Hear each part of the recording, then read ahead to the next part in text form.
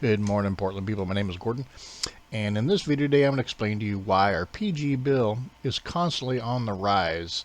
In the last 4 or 5 years, it's been up 43.3% by what this article says.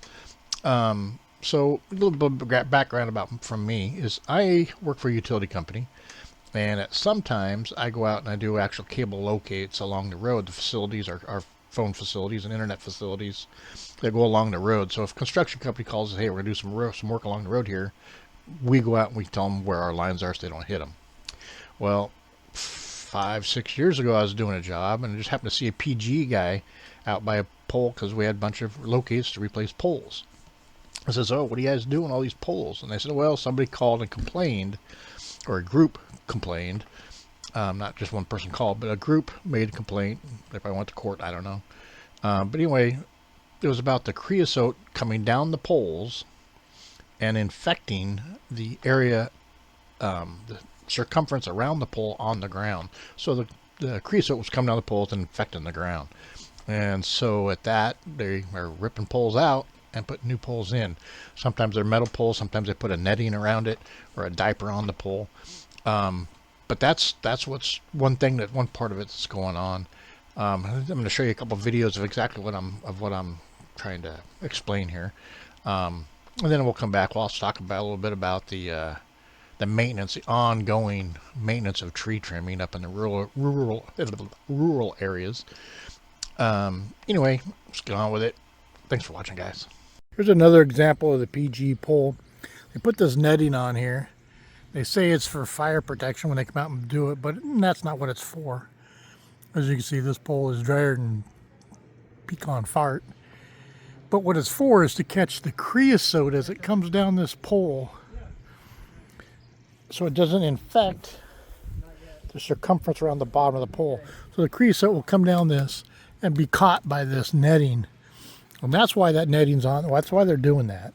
It isn't for fire protection as much as they tell you, but that is why, another example of why we're paying 43% more than we did 4 years ago for our power, is because somebody complained about creosote leaking down these poles and infecting the 2-foot area around the bottom of the pole.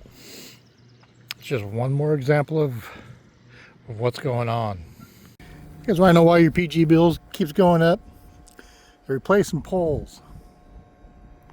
These poles are saying it's because it's fire or whatever reason they're giving you, but it isn't. It's because somebody complained that the creosote coming down these poles are infecting the ground around them. This pole has basically a diaper on it to catch it.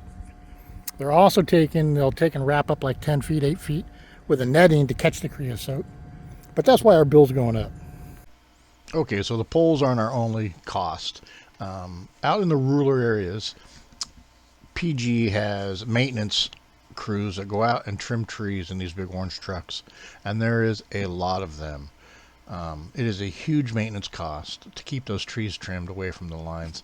Now, one thing they are starting to do in the really bad wooded areas, they're starting to plan on burying these lines, and this should have been done quite a while ago, but it wasn't really cost effective, and it was such a property damaging event to dig a ditch or plow a line.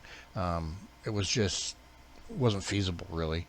But now with directional boring, it is such a clean, just a clean install. There's hardly any property damage, or right-of-way damage along the road, and it's getting to be where it's pretty cost effective. Well, basically compare, the cost of putting a line underground compared to the maintenance of what these guys are doing.